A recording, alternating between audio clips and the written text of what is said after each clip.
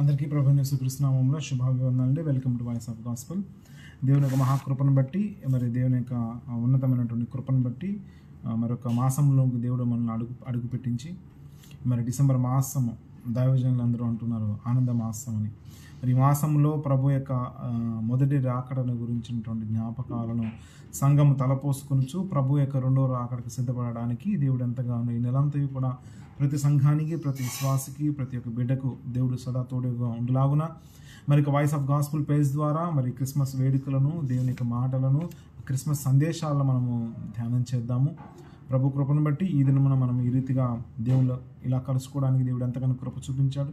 కనుక మొట్టమొదటిగా దేవాది దేవునికి నిండి వందనాలు తెలియజేస్తూ, మరి అలాగే అవకాశం ఇచ్చినటువంటి సహోదరి నిర్మల్ జ్యోతి గారిని బట్టి, అలాగే వారి యొక్క కుటుంబాన్ని బట్టి, వాయిస్ ఆఫ్ గాస్పుల్ పేజ్ యొక్క యాజమాన్యాన్ని బట్టి కూడా మరి ప్రత్యేకమైన వందనాలు తెలియజేస్తున్నానండి. చిన్న ప్రార్థన చేసుకొని దేవుని యొక్క వాక్యం మనం ధ్యానం చేద్దాం. మరి పశువుల తొట్టిని గురించినటువంటి సంగతులు దేవుని యొక్క వాక్యం వెలుగుల్లోనికి వెళ్ళి, మరి పశువుల తొట్టి యొక్క పరమార్థం ఏంటి, ఎందుకు యేసుక్రీస్తు ప్రభు వారు పశువుల తొట్టిలోనే మరి పరుండబెట్టినట్టుగా ఒక ఆనవాలు గొర్రెల కాపరికి చూపించారు. వాక్యానుసారంగా మనం ధ్యానం చేద్దాము. మరి దేవుడు మంచి వర్తమానం మనకు అందించలాగన, దేవుడు తన మాటలు మనకు వినిపించలాగన చిన్న ప్రార్థన సహాయం కోరదాం. ప్రేమైన వాళ్ళని ప్రార్థన చేసుకుందాం. ప్రేమ నమ్మకం గల మా కన్న తండ్రి, దయగల దేవా, నీ ఉన్నతమైన ప్రశస్తమైన నామాన్ని బట్టి 800 కోట్లాది స్తుతులు స్తోత్రములు కన్న తండ్రి, మరొక తరుణాన్ని మీరు మాకు అనుగ్రహించిన ఆయన, నీ సన్నిధిలో ఇలాగున ఆయన మాట్లాడటానికి, ప్రభు నీ మాటలు వినిపించడానికి తండ్రి, నన్ను నిలబెట్టిన విధానానికి నీకు వందనాలు. నన్ను బలపరచండి, దీవించండి, నీ సాక్షిగా మీరు నిలబెట్టుకోండి. బిడ్డలకు అవసరమైన మాటల ప్రభు మీరు అందించండి, నన్ను అభిషేకించండి. నీ పరిశుద్ధాత్మ సహాయం మెండుగా నాకు దయచేయండి ప్రభు. పశువుల తొట్టిలో ఉంటున్న పరమార్థాన్ని ప్రభు మేము గుర్తించడానికి మీరు సహాయం దయచేయమని యేసుక్రీస్తు వారి పేరిట ఈ ప్రార్థనలో అడిగి వేడుకొనుచున్నాము కన్న తండ్రి, ఆమేన్. మంచిది ప్రియమైన వాళ్ళారా, మరి ఈ మాట మనం గమనించినట్లయితే లూకా సువార్తలోకి వెళ్ళి మనం గమనించినట్లయితే ప్రభు యేసుక్రీస్తు వారు ఈ లోకానికి వచ్చిన వెంటనే ఆయన గొర్రెల కాపరులకు దర్శనమిస్తున్నాడు. ప్రియమైన వాళ్ళారా, ఆ దర్శనాన్ని గురించి దేవదూతలు యేసుక్రీస్తు వారిని కనుగొనే కొన్ని విషయాలు ఇక్కడ మనం ధ్యానం చేస్తూ ఉన్నాం. లూకా సువార్తలకు వెళ్ళి మనం గమనించినట్లయితే ప్రియమైన వాళ్ళారా, ఇది 2వ అధ్యాయంలోకి మనం వెళ్ళి చూసినట్లయితే 6వ వచనం నుంచి మనం చూద్దాం. వారక్కడ ఉన్నప్పుడు ఆమె ప్రసవ దినముల నిండిన గనుక తన తొలిచూలి కుమారుని కని పొత్తిగుడ్డలతో చుట్టి సత్రంలో వారికి స్థలము లేనందున మరి ఆయనను పశువుల తొట్టిలో పరుండపెట్టెను మనం చూస్తున్నాం. ప్రియమైన వాళ్ళు, ప్రభువైన యేసుక్రీస్తు వారు జన్మించిన వెంటనే చూడండి ప్రియమైన వాళ్ళారా, మరి యాక్చువల్గా ఒక న్యూ బోర్న్ బేబీని, కొత్తగా పుట్టిన శిశువును ఎలా చేయాలి, ఎక్కడ ఉంచాలి, ఏ రీతిగా రక్షించగలిగినట్లయితే, ఎందుకు యేసుక్రీస్తు ప్రభు వారికి మనం గమనించినట్లయితే పశువుల తొట్టిలోనే ఎందుకు పరుండబెట్టారు?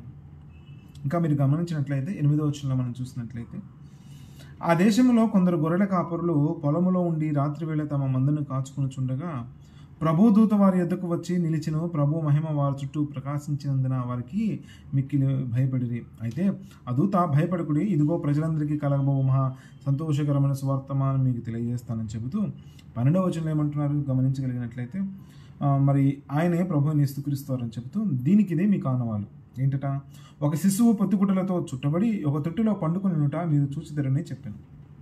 తర్వాత మనం గమనించినట్లయితే 16వ వచనంలో, వారు త్వరగా వెళ్ళి మరియను యేసేపును తొట్టిలో పండుకొనిన శిశువును చూసిరి. వారు చూచి ఈ శిశువును గూర్చి తమతో చెప్పబడిన మాటలు ప్రచురం చేసిరి. గొర్రెల కాపరులు తమతో చెప్పిన సంగతులను గూర్చి విన్నవారందరూ మిక్కిలి ఆశ్చర్యపడిరి. ఇంతకీ ఎవరు విన్నారు? గొర్రెల కాపరు ఎవరికి చెప్పారు?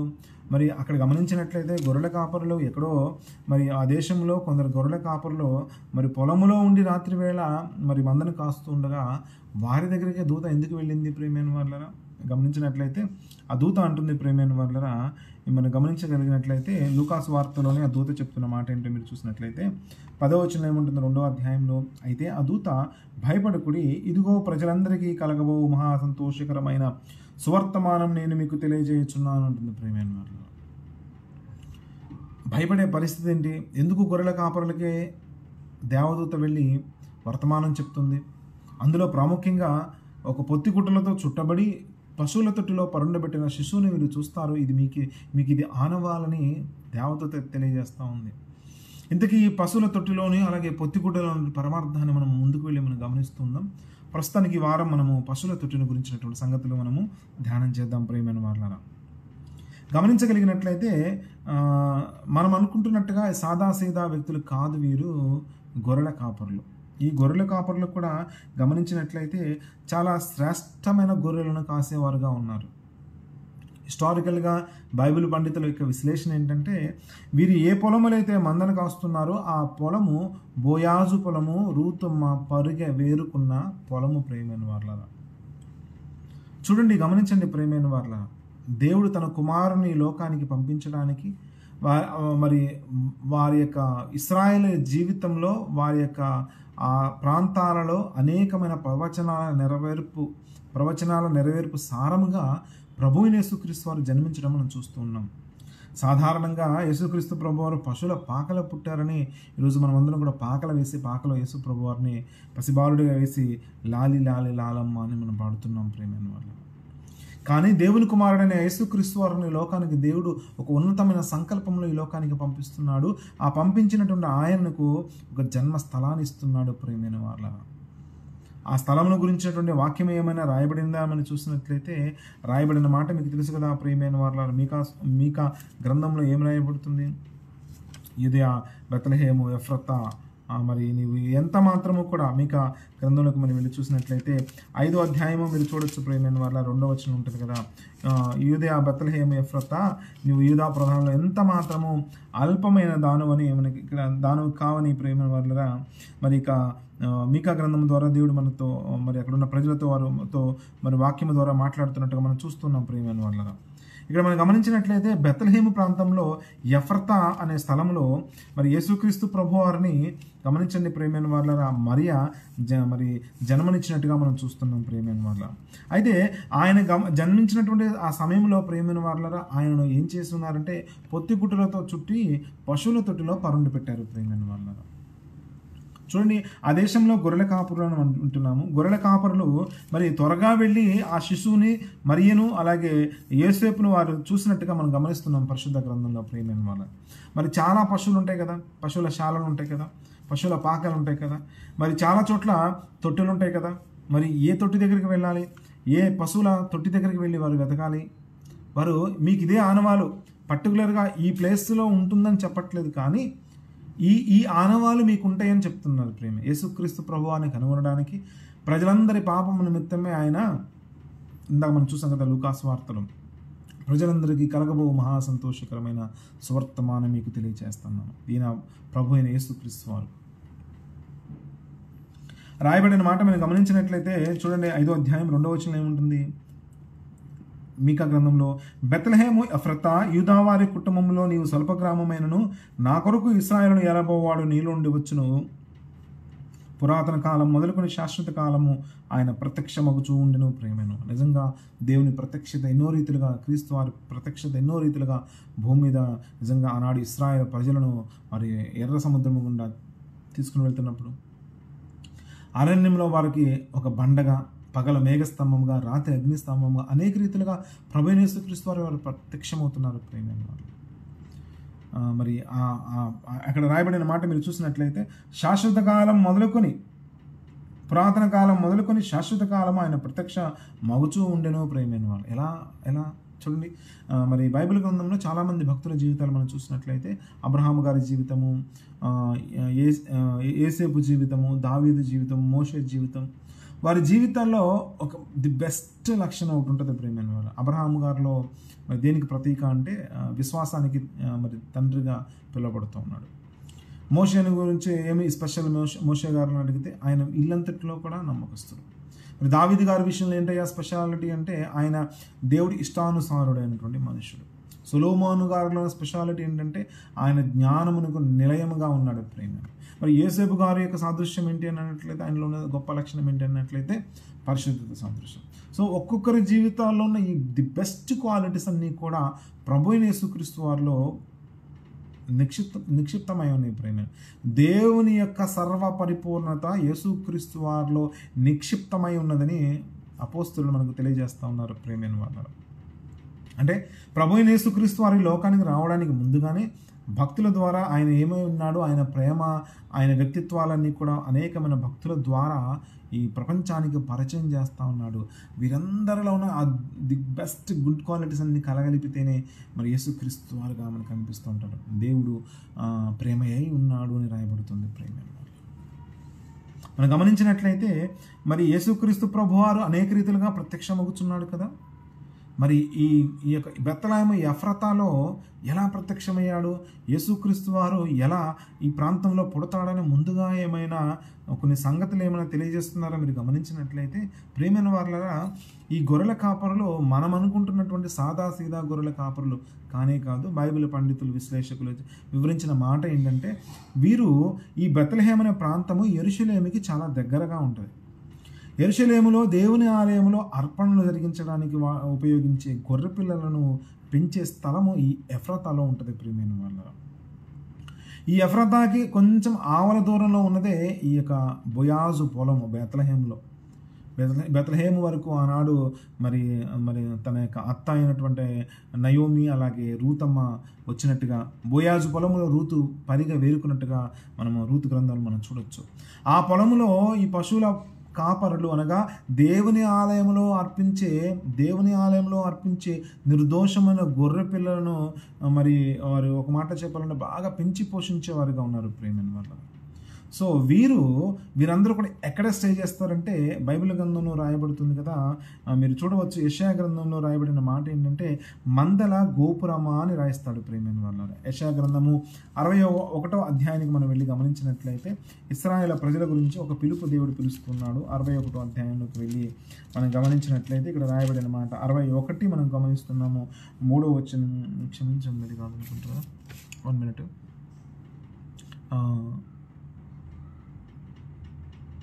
మీకా గ్రంథము 4వ అధ్యాయం 8వ వచనంకి వెళ్దాం. క్షమించండి, మీకా గ్రంథము 4వ అధ్యాయము 8వ వచనం మనం చూద్దాం. తర్వాత యెషయా గ్రంథానికి మనం వెళదాము. మీకా గ్రంథము 4వ అధ్యాయం 8వ వచనంలో మనం గమనించినట్లయితే ఇక్కడ రాయబడి అనమాట. మీకా గ్రంథము 4వ అధ్యాయం 8వ వచనం, మందల గోపురమా, సియోను కుమార్తె పర్వతమా, మునుపటిలాగున యెరూషలేము కుమార్తె మీద నీకు ప్రభుత్వము కలుగును. నీవెందుకు కేకల వేయుచున్నావు? నీకు రాజు లేకపోవట చేతనే, నీ ఆలోచనకర్త నశించపోవట చేతనే ప్రసూతి స్త్రీకి వచ్చిన వేదన నీకు వచ్చినవా? సియోను కుమారి, ప్రసూతి స్త్రీ వలనే నీవు వేదన పడి మరి ప్రసవించుము అంటున్నాడు ప్రేమ. బెత్లెహేము ఎఫ్రాతా ఒక ప్రసవ వేదన గుండా వెళుతోంది. ఆ వేదన పొందుతున్న స్థలము మందల గోపురమా అని రాయబడుతుంది ప్రేమైన. అంటే దేవుని ఆలయంలో సమర్పించే నిర్దోషమైన గొర్రె పిల్లను పెంచే స్థలమే ఈ మందల గోపురం. సో ఈ మందల గోపురానికి ఏమైనా ప్రత్యేకత ఉందా, చరిత్ర ఉందా అని మనం చూసినట్లయితే ఆది కాండంలోకి వెళ్ళి మనం గమనించినట్లయితే యాకోబు ఎఫ్రాతా గుండగా ప్రయాణమవుతూ మరి రాహేలును తీసుకొని వెళుతున్నాడు. రాహేలు గర్భవతిగా ఉన్న ఆ సందర్భాన్ని జ్ఞాపకం చేసుకున్నట్లయితే ఆది కాండం 35వ అధ్యాయంలోకి మనం వెళదాం ప్రేమైన వాళ్ళరా. గమనించినట్లయితే 16 నుంచి మనం చూస్తున్నాం. ఎఫ్రాతాకు వెళ్ళు మార్గంలో మరికొంత దూరం ఉన్నప్పుడు రాహేలు ప్రసవించుచు ప్రసవ వేదనతో ప్రయాసపడుచుండెను. ఆమె ప్రసవం వలన ప్రయాసపడుచున్నప్పుడు మంత్రసాని ఆమెతో భయపడకము అంటుంది. ఏ దూత అయితే గొర్రెల కాపరులకు భయపడకమని తెలియచెప్తా ఉందో ఇక్కడ మంత్రసాని మరి రాహేలుకు చెబుతుంది భయపడకము, ఇదియు నీకు కుమారుడొగనని చెప్తున్నాడు. అంటే గొర్రెల కాపరుల జీవితంలో జరగబోతున్న ఆ యొక్క ప్రవచనము, ఆ సాదృశ్యము ఇక్కడ మనం చూస్తున్నాం ప్రియమైన వాళ్ళ. ఇందాక మనం చూసాం కదా మీకా గ్రంథంలో ఆయన పురాతన కాలం నుండి శాశ్వత కాలం వరకు ప్రత్యక్షమగుచూ ఉండినాం. మరి ఇక్కడ ముందుగా ఏమైనా ప్రత్యక్షం అయ్యాడా ఈ బెత్లెహేములో ఎఫ్రాతాలో ఉన్నట్లయితే ఇక్కడ మనం చూస్తున్నాం ప్రియమైన వాళ్ళారా. భయపడకము, ఇదియు నీకు కుమారుడుగనని చెప్పాను. ఆమె మృతి పొందెను, ప్రాణము పోవచుండగా ఆమె అతనికి పేరు బెనోని అని పిలిచింది ప్రియమైన వాళ్ళ. అతని తండ్రి అతనికి బెన్యామీను అని పేరు పెట్టును. అట్లు రాహేలు మృతి పొందిన బెత్లెహేము ఎఫ్రాతా మార్గమున ఆమె పాతి పెట్టబడింది. చూడండి రాయబడి అనమాట. యాకోబు ఆమె సమాధి మీద ఒక స్తంభము కట్టించును, అది నేటి వరకు రాహేలు సమాధి స్తంభము. ఇశ్రాయేలు ప్రయాణమయ్యి మరి మిగ్దల్ ఎదేరు కవతల ఒక గుడారము వేసను. మిగ్దల్ ఎదేరు అని రాయబడుతుంది. మిగ్దల్ ఎదేరు అనే మాటకు అర్థం ది టవర్ ఆఫ్ ఈదర్, అనగా మందల గోపురము. ఏ స్థలములో అయితే రాహేలు గర్భవతి ప్రసవించిందో, ఏ స్థలములో అయితే రాహేలు మరణించి ఒక పుత్రునికి జన్మనిచ్చిందో, ఎంత ప్రయాస వేదనతో రాహేలు తన గర్భమును గుండగా బిడ్డను కన్నదో, ఆ బిడ్డ మరి బెనోని అని రాయబడుతుంది. ప్రేమైన వాళ్ళు, బెనోని అనే మాటకు అర్థం ఏమొస్తుంది తెలుసా? దుఃఖపుత్రుడు, దుఃఖము ద్వారా ప్రయాస ద్వారా పుట్టిన పుత్రుడు. ప్రేమ నిజమే. ఇశ్రాయేలు ప్రజలు వారి జీవితంలో ప్రారంభం నుంచి కూడా ప్రేమైన వాళ్ళరా, అబ్రహాము గారు పొందుకున్న వాగ్దానం తర్వాత దగ్గర నుంచి ఇశ్రాయేలు ప్రజల జీవితంలో ఆ వాగ్దానాలు వారి జీవితంలో, వారి బిడ్డల జీవితంలో, వారి తరతరాల్లో కూడా నెరవేర్చబడకూడదని అపవాది అనేకమైన ప్రయత్నాలు చేస్తూ వారందరినీ కూడా మరి హతము చేయాలని, దేవుని వాగ్దానాలు వారి జీవితంలో నెరవేర్చకుండా ఉండాలని, నెరవేర్పు రాకుండా ఉండాలని ఎన్నో ప్రయత్నాలు ఆది నుంచి వాడు ప్రారంభిస్తూనే ఉన్నాడు. ఇశ్రాయేలును నలిపివేస్తూ ఉన్నాడు. ఇశ్రాయేలు నలిగిపోతున్నారు, చనిపోతున్నారు. ప్రేమైన వాళ్ళు, మీకు తెలుసు కదా, లూకాసు వార్తలో మనం చూసినటువంటి శుభవర్తమానం వినిన తర్వాత కొన్ని దినముల తర్వాత జ్ఞానులు, తూర్పు దేశ జ్ఞానులు వస్తారు. మీకు తెలుసు కదా. మత్తయి సువార్తలోకి మనం వెళ్ళి చూసినట్లయితే ఆ సందర్భాన్ని మనం చూడవచ్చు కదా. మత్తయి సువార్తలో జ్ఞానులు వచ్చి హెరోదు రాజుకు తెలియజేసినప్పుడు హెరోదు రాజు ఏం చేస్తున్నాడు? 2 ఏళ్ల మొదలుకొని కంటే తక్కువ వయసున్న ప్రతి మగపిల్లలందరినీ కూడా చంపించారు. అక్కడ రాయబడిన మాట మీరు చూసినట్లయితే మత్తయి సువార్తలకు వెళ్దాం. చాలా బాధాకరమైన విషయం. ఈరోజు మనము క్రిస్మస్ జరిగిందని సంతోషిస్తున్నాం, కానీ క్రిస్మస్ సంబరాల్లో మనము తొలతూగుతున్నాం, కానీ ఆ క్రిస్మస్ మన జీవితంలో రావడానికి ఇశ్రాయేలు ప్రజలు ఎంత శ్రమల గుండా వెళ్ళారో మీరు చూసినట్లయితే మత్తయి సువార్తకు మనం వెళదాం ప్రియమైన వారలారా. 2వ అధ్యాయానికి మనం వెళదాం ప్రియమైన వారలారా. 17వ వచనం మనం చూస్తాం.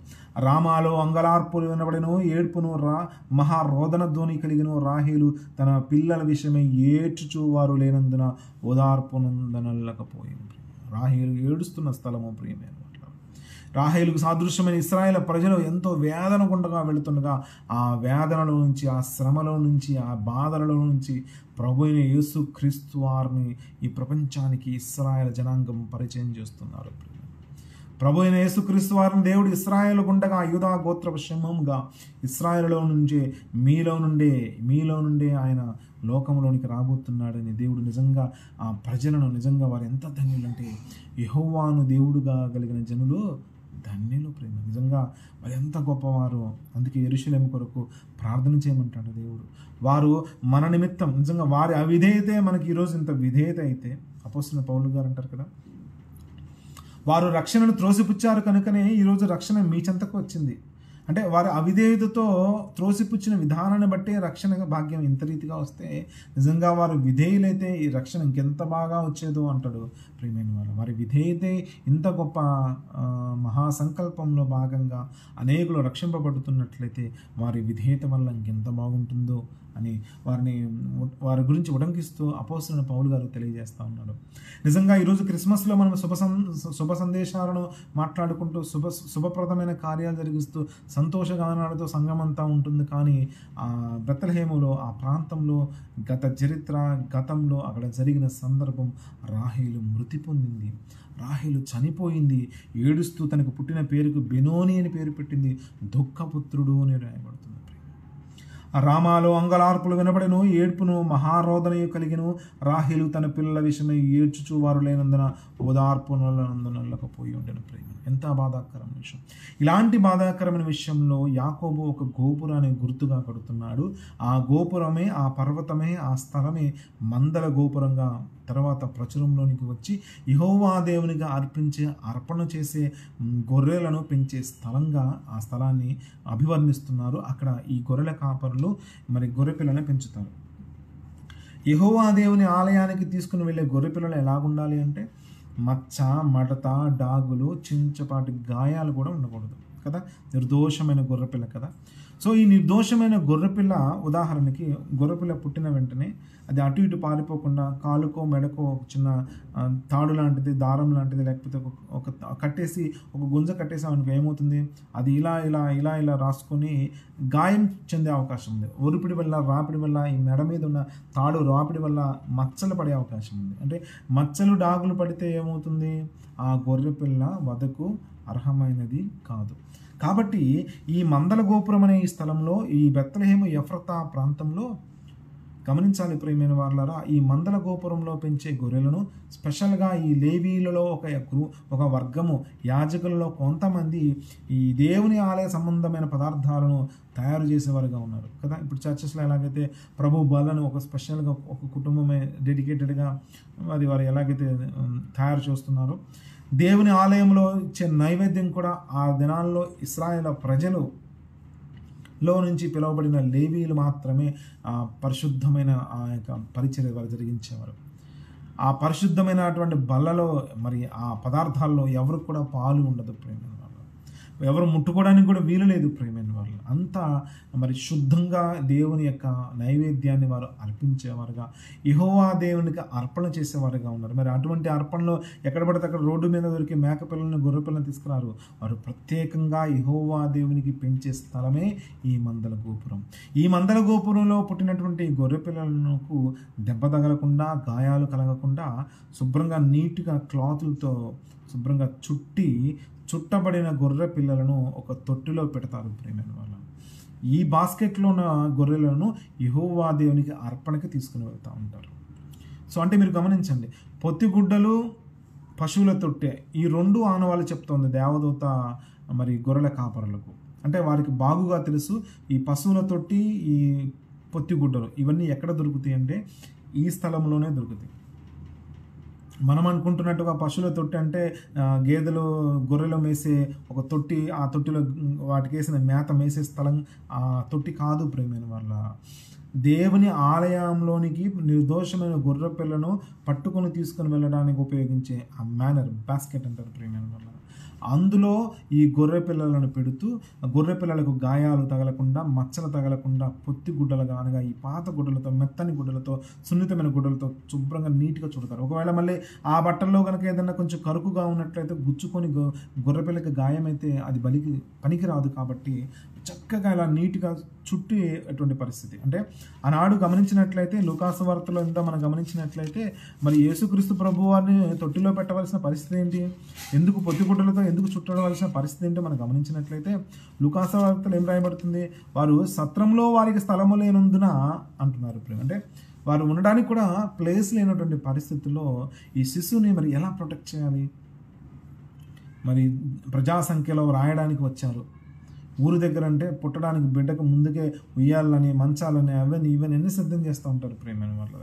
మరి వారి ప్రాంతం నుంచి ఈ ప్రాంతానికి వచ్చి ఈ ప్రాంతంలో మరి బిడ్డను ఎలా సంరక్షించాలి అని ఆలోచించినప్పుడు ప్రేమైన వారలారా గమనించండి, ఈ పొత్తిగుడ్డలు, బేబీని పెట్టి తొట్టి దొరికిన స్థలము ఈ మందల గోపురం. ఈ గోపురంలో ఉన్న శిశువు, పొత్తిగుడ్డలు, పశువుల తొట్టి, ఈ ఆనవాళ్ళు గొర్రెల కాపర్లకి తెలుసు కనుకనే మామూలుగా సాధారణంగా ఉండే పశువుల పాకలకు వెళ్ళలేదు, కానీ డైరెక్ట్గా ఇక్కడ చూడండి గమనించినట్లయితే 2వ అధ్యాయము లూకాసు వార్తకు మనం వెళ్ళి గమనించినట్లయితే 15వ వచనంలో, ఆ దూతలు తమ యొద్ద నుండి పరలోకముకు వెళ్ళిన తర్వాత గొర్రెల కాపులో జరిగిన ఈ కార్యము ప్రభు మనకు తెలియజేయించున్నాడు ప్రేమ. ఎందుకంటే చూడండి గమనించండి, కొన్ని వేల తరాలుగా ఇశ్రాయేలు ప్రజలు, వారి పితరులు యెహోవా దేవునికి అర్పణలు, సమర్పణలు జరిగిస్తూ ఆ బాస్కెట్లోనే, ఏ బాస్కెట్లో అయితే గొర్రె పిల్లలను నీట్గా శుభ్రంగా కడిగి బలికి సిద్ధం చేస్తూ ఉన్నారు, ఆ బలికి సిద్ధమయ్యేటువంటి గొర్రె పిల్లలు ఉండే ఆ స్థలంలో, ఆ తొట్టిలో ఒక శిశువు ఉండటం ఏంటి, ఇది ఎంత గొప్ప ఉన్నతమైనటువంటి ఆలోచన అంటే అది చూసిన వెంటనే వారందరూ కూడా ఎంత సంతోషించారో మీరు చూసినట్లయితే, ఆ దూతలు తమ యొద్ద నుండి పరలోకముకు వెళ్ళిన తర్వాత ఆ గొర్రెల కాపరులు జరిగిన ఈ కార్యంలో ప్రభువు మనకు తెలియజేయించి ఉన్నాడు, మనము బెత్లెహేము వరకు వెళ్ళి చూద్దాము రండి అని ఒకరితో ఒకరు చెప్పుకొని త్వరగా వెళ్ళారు ప్రేమ. అంటే వారికి తెలుసు, త్వరగా డైరెక్ట్గా స్ట్రైట్ ఫార్వర్డ్గా అక్కడికే వెళ్ళారు, ఇది ఎక్కడ వెతికినట్టుగా మనం చూడట్లేదు ప్రేమైన వాళ్ళు. అంటే పొత్తిగుడ్డలు, పశువుల తొట్టె, ఇవన్నీ కూడా దొరికే స్థలమే ఈ మందల గోపురము. మరి రాయబడిన మిగ్దల్ ఎదేరు, టవర్ ఆఫ్ ఈదార్. ఇది ఇంటర్నెట్లో కూడా కొట్టి సెర్చ్ చేస్తే టవర్ ఆఫ్ ఈదర్ అని కొడితే మీకు అక్కడ గొర్రెలను పెంచే స్థలం అని మీకు స్పష్టంగా తెలియజేయబడుతుంది ప్రియమైన వాళ్ళ. సో నిజంగా దేవుడు తన కుమారుడైన యేసుక్రీస్తు వారిని ఎంత ప్రణాళికగా ఈ లోకానికి తీసుకుని వచ్చాడు చూడండి. రాహేలు మృతి పొందిన స్థలము, బెన్యామీనును కన్న అటువంటి స్థలము, మరి మందలను యేసుక్రీస్తు వారి యొక్క సాదృశ్యమైన గొర్రె పిల్లలను యెహోవా దేవునికి అర్పించే గొర్రెలను పెంచే స్థలము. నిజంగా అదే స్థలానికి ప్రభువైన యేసుక్రీస్తు వారు కలిగినటువంటి గర్భవతి అయిన మరియ వచ్చి అక్కడ శిశువును కనడము. నిజంగా ఎంత గొప్ప ప్రణాళిక యేసుక్రీస్తు వారి జననం విషయంలో. ఇవన్నీ తెలియక మనం అందరం కూడా ఏదో ఇష్టం వచ్చినట్టుగా వాటిని ఏదో ఎట్లా అంటే లైక్ పశువుల పాకలో ఆయన పుట్టాడని, పశువుల పాక అంటే చెత్త చెదారంతో నిండి ఉంటుంది, మురికి గలీజ్గా ఉంటుందని, ఆ గలీజ్ మురికి ఉన్నటువంటి స్థలాల్లోనే ప్రభువైన యేసుక్రీస్తు వారు వచ్చారని, అక్కడే ఉన్నారని అభివర్ణిస్తూ ఎంతమంది సేవకులు చెప్పారు ప్రేమైన వాళ్ళ.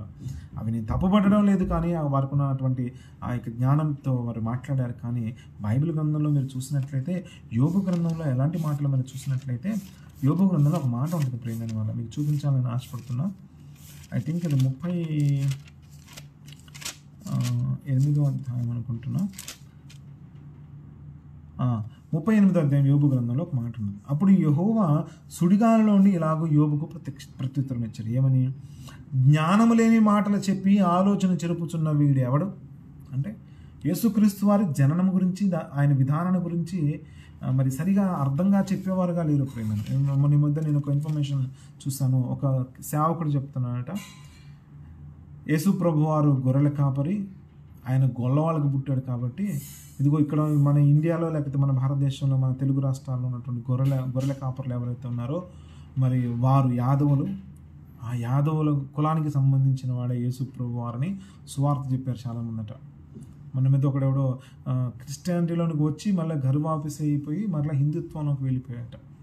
ఆయన చెబుతున్న సాక్ష్యం ఏంటంటే, ఆయనకట ఒక సేవకుడు వచ్చాడట. సేవకుడు వచ్చి యేసు ప్రభు వారు మీ కులపోడే, మీ యాదవులే, మీ గొల్లవాడే అని చెప్తే, మా యాదవుడే కదా, మా గొల్లవాడే కదా, మా బ్లడ్డే కదా అనుకుని నమ్ముకున్నాడట. చూడండి, ఆయన అందరికీ దేవుడు కదా. నల్లవాడని లేదు, తెల్లవాడని లేదు, బడుగు వర్గాలను లేదు, బీద వర్గాలను లేదు, ధనికులను లేదు, దరిద్రులను లేదు. యావత్ భూమి మీద కాపురం ఉండటకే పిలువబడిన ఏర్పాటులోకి వచ్చిన ప్రతి అందరికీ ఆయన యేసు ప్రభువారు అందరికీ దేవుడు. సో ఈ వచనాలను మనకు అనుగుణంగా మన పరిస్థితులను ఆలోచించి వాటిని అప్లై చేసే విధానం మనం పెట్టకూడదు ప్రేమైన వాళ్ళ. ఎంతో జ్ఞానయుక్తంగా దేవుడు రాయించాడు మాటలు. ఎంతో ఒక మహత్కరమైనటువంటి గొప్ప సంకల్పం ప్రియమైన వారులారా. ఆషామాషిగా ఆయన క్రీస్తు జననం జరగలేదు, ఆషామాషిగా ఆయన ఈ లోకానికి రాలేదు. చాలా చాలా చాలా ప్రత్యేకమైనటువంటి ఒక పక్క ప్రణాళికతో ఆయన ఈ లోకానికి వచ్చారు. జగదుత్పత్తి మొదలుకొని మనమందరం కూడా క్రీస్తులో ఉన్నవారము అంటే దేవుని అనాది కాలపు ప్రణాళిక. ఈ ప్రణాళిక నేను అనుకున్నటువంటి చిన్నపాటి పశువుల పాకలు కాదు ప్రియమైన వారు, ప్రత్యేకమైన స్థలము. ఆ స్థలములో ఆయన సాదృశ్యంగా గొర్రె పిల్లలు మడత డాగు లేని గొర్రె పిల్లలకు సాదృశ్యమైన ప్రభు అయిన యేసుక్రీస్తు వారు ఆ శిశువు ఆ తొట్టిలో ఉంటే చూడండి, ఎన్నో ఏళ్లగా ఆ తొట్టిలో గొర్రె పిల్లలను అమ్ముతున్నారు, ఎన్నో ఏళ్లగా దేవాలయానికి గొర్రె పిల్లలను పెంచి అందులో పెట్టి పంపిస్తున్నారు. అదే తొట్టిలో క్రీస్తు ప్రభు వారు గొర్రె పిల్లగా కనిపించడం అనేసరికి నిజంగా వారు ఎంత ఆనందించారంటే, కొన్ని తరములుగా మేము వెతుకుతున్న మెస్సియా ఈయనేనా, ఎంత సంతోషించారు కదా. గతంలో మనము సమరయ స్త్రీ గురించి సంగతులు మనం ధ్యానం చేసాం. సమరయ స్త్రీ ఎటువంటి ఆరాధన చేస్తుందో కూడా మనం ధ్యానం చేసాం. ఏంటి ఆరాధన? యెహోవా దేవునికి మారుగా బంగారు దూడలు చేసుకొని ఈ బంగారు దూడలని యెహోవా అని ఆరాధించే భయంకరమైనటువంటి పరిస్థితులు ఆ యెరికో పట్టణంలో మనం చూస్తూ ఉంటాం, ఆ సమరయ పట్టణంలో మనం చూస్తూ ఉంటాం. ఈ సమరయ ప్రాంతం అంతా కూడా సుమారుగా 5 నుంచి 6 దేవాలయాలు మరి భయంకరమైనటువంటి విగ్రహాలతో నింపబడి, ఆ విగ్రహాలకు యెహోవా దేవుని పేరు పెట్టబడి, సో వాటిని పూజించి సేవించేవారుగా ఉన్నారు ఈ యొక్క సమరయ స్త్రీ. ఎప్పుడైతే ప్రభువైన యేసుక్రీస్తు వారు వచ్చి ఆమెకు జ్ఞానోదయం కలగచేసి ఆమె హృదయాన్ని తెరవచ్చినప్పుడు ఆమె అంటుంది కదా, మేము మా కొరకు మెస్సయ్యను పంపిస్తాడు దేవుడని మేము ఎదురు చూస్తున్నాము, ఆ మెస్సయ్య నీవే అని ఎంత గొప్పగా ఆమె మనోనేత్రాలు వెలిగించాడు దేవుడు ప్రేమ. అంటే చాలామంది ఏం మాట్లాడుతున్నారు, జ్ఞానం లేని మాటలు మాట్లాడుతూ అనేకులు ఆలోచన చెరిపేవారుగా ఉన్నారు. అంటే మన ఆలోచనని కూడా ఎక్కడుంటే పాక దగ్గర ఆగిపోయినాయి ప్రియమైన. అసలు బైబిల్లో పాకేముండదు, ఆశ్చర్యకరమైన సంగతి. బెత్లెహేములో సందడి, పశువుల పాకలో సందడి అని మనం పాడుతుంటాం. నిజంగా అసలు పాకలోనే ఆయన లేడు ప్రేమైన వాళ్ళు. కానీ మనం ఒక పాకేసి, పందిరేసి, లైటింగ్ వేసి, అందులో దూతలను పెట్టి యేసుప్రభు అని చిన్న పిల్లోని చేసి నిజంగా ఈ ప్రపంచానికి ఏం పరిచయం చేస్తూ ఉన్నాం? యేసుక్రీస్తు వారి పుట్టుక వల్ల మనకు ప్రయోజనం కాదు ప్రేమైన వాళ్ళరా. యేసుక్రీస్తు వారు మన కొరకు చనిపోవటం వల్ల ప్రయోజనం. అందుకే గుడ్ ఏమంటారంటే గుడ్ క్రిస్మస్ కాదు, గుడ్ ఫ్రైడే అంటున్నారు ప్రేమైన వారు. ఎందుకు? ఏది మనకి మంచిది? ఇదిగో ప్రజలందరికీ కలగబో మహా సంతోషకరమైన స్వర్తమానం. ఎప్పుడు కలగబోతుందండి అంటే, ఇదిగో ఒక నిర్దోషమైన గొర్రెపిల్ల తొట్టులో ఎలాగైతే పొత్తిగుడ్డలతో చుట్టబడి మచ్చమడత డాగు లేకుండా చక్కగా ఎదిగి యెహోవా దేవునికి అర్పితమవుతుందో, ఏ పాపము కూడా ఆయన శరీరానికి అంటుకోకుండా మరి తను నిర్దోషమైనటువంటి వాడుగా, పరిశుద్ధమైన వాడుగా, ఏ పాపం అంటలేని మరి పరిశుద్ధుడిగా జీవించి దేవుని ఆలయములో ఒకమారే అందరి నిమిత్తము మరి అర్పణగా ఆ కలువరి సిలువలో బలియాగముగా జరిగిన లోకపాపములు మోసుకుని పోవు దేవుని గొర్రెపిల్ల. అప్పుడు మనకు ఆనందం, అప్పుడు మనకు సంతోషం ప్రియమైన వాళ్ళ కదా. ఎప్పుడైనా మరి లైక్ మనం బర్త్డేస్ జరిపేటప్పుడు గాంధీ జయంతి, వైఎస్ రాజశేఖర రెడ్డి జయంతి, ఇట్లా కొంతమంది గొప్ప గొప్ప వారి యొక్క జయంతులు జరుపుతున్నప్పుడు వారి ఫొటోస్ పెట్టి, ఫొటోస్ ద్వారా వారి జయంతిని జ్ఞాపకం చేసుకుంటూ వారి సమాజంకు చేసిన సేవలను గుర్తు చేస్తూ ఉంటారు. కానీ క్రిస్మస్ పేరు చెప్పుకొని, క్రీస్తు పేరు చెప్పుకొని ఎంతమంది అంటే ప్రపంచంలో నిజంగా బాధాకరమైన విషయం ఏంటంటే, క్రిస్మస్ సీజన్లో అమ్ముడుపోయినంత మందు మరి ఎప్పుడు కూడా అమ్ముడుపోదట ప్రేమైన వాళ్ళు. అంటే మందు ఏరులై పారుతూ ఉంది. ఒకనాడేమో ఇశ్రాయేలు ప్రజలు ఆ లోకరక్షకుని లోకానికి పరిచయం చేయడానికి యాతన పొంది, వేదన పొంది, రోధించి కుమారుని ప్రసవ వేదనతో కన్నారు ప్రేమైన వాళ్ళరా. ఆ కనబడిన శిశువుని ఈరోజు మనం క్రీస్తును ధరించుకుంటున్నాం. 9 నెలల మరియ మోసింది ప్రియమైన వారిలో యేసుక్రీస్తు వారిని. కనుమను జీవితకాలము దీక్ష కలిగి ఉన్న వారిగా ఉన్నాం. ప్రభు అయిన యేసుక్రీస్తు వారిని ధరించిన వారిగా ఉన్నాం. ఆ ధరించుకున్న నీవు ఆయన్ని ఎలాగో తీసుకుని వెళుతున్నావు? నిజంగా మరియా యోసేపు ఎంత నమ్మకంగా జీవించారో మీరు చూడండి. ఒక శిశువుని, ఒక బిడ్డని, ఒక ఇద్దరు వ్యక్తులలో చేతుల్లో దేవుడు తన ప్రియకుమారుని పెడుతున్నాడంటే వారి మీద ఎంత నమ్మకం ఉన్నదో మీరు గమనించండి ప్రియమైన వాళ్ళారా. మరి ఎట్లాగైనా సరే నా కుమారుని పెంచి పెద్ద చేసి నిర్దోషమైన గొర్రెపిల్లగా మరి అందరికి పాపం నిమిత్తం వధింపబడేట్టుగా వీరు పెంచగలరు అనే ఒక సామర్థ్యతను వారిలో చూశాడేమో ప్రియమైన వాళ్ళారా. మరి నీలో నాలో ఏం చూశాడని ఈరోజు నీకు నాకు రక్షణ ఇచ్చాడు? ఏం చూశాడని ఈరోజు నన్ను క్రైస్తవుడిగా దేవుడు పిలుస్తున్నాడు? సమాజంలో నిన్ను ఒక క్రైస్తవుడిగా గుర్తింపు తీసుకుని వచ్చాడు. మనం ఏదో చేయాలి ప్రభు కొరకు. ఈ క్రిస్మస్ మాసంలో అయినా సరే, ఈ పండుగ సమయాల్లో అయినా సరే ప్రియమైన వాళ్ళ దండగా కాకుండా అనేకులకు సత్య సువార్తను ప్రకటించాలి, క్రీస్తును ప్రకటించాలి. జ్ఞానం లేని మాటలు మాట్లాడేవారు చాలామంది ఉన్నారు. ఏమిటా జ్ఞానం లేని మాటలు? యోబు తన స్నేహితులు వారికి ఇష్టం వచ్చినట్టుగా మాట్లాడుతున్నారట. ఏంటట? ఆయన కలగజేసిన వాటిలో కొన్ని గమనించినట్లయితే అపవిత్రమైనవి అని చెప్తారు ప్రేమైన వాళ్ళు. దేవుడు కలగజేసినవి కొన్ని అపవిత్రమైన వారు మాట్లాడుతున్నప్పుడు, ఆ అపవిత్రమైనవి అన్నందుకు దేవుడు వారితో మాట్లాడుతున్న మాట ఏంటంటే, జ్ఞానం లేని వాడు పలుకువాడు. వీడు ఎవడు? వీడు అసలు కదా. జ్ఞానం లేని మాటలు చెప్పి ఆలోచన జరుపుచున్న వీడు ఎవడు? చూడండి, గమనించండి ప్రేమైన వాళ్ళు. బైబిల్ చాలా గొప్పది, చాలా ఉన్నతమైనది. అంత ఈజీగా అర్థమయ్యేది కాదు. ఆ ప్రాంతం, ఆ భాష, ఆ సందర్భాలు అన్నీ కనుగొని తెలుసుకున్న తర్వాతనే అందులోని పరమార్థం అల్టిమేట్గా నీకు అర్థమవుతుంది. కానీ ఇక్కడ కూర్చొని ప్రార్థన చేసుకొని మరి ఏదో మనకు తెలిసిన జ్ఞానం కాకుండా వాక్యాన్ని జత చేసుకోవాలి. ఇక్కడ ఇలా రాయబడింది, మరొక చోట ఏమన్నా రాయబడిందా కదా. నిజంగా తూర్పు దేశ జ్ఞానులు ఎలా పట్టుకున్నారండి రక్షకుణ్ణి?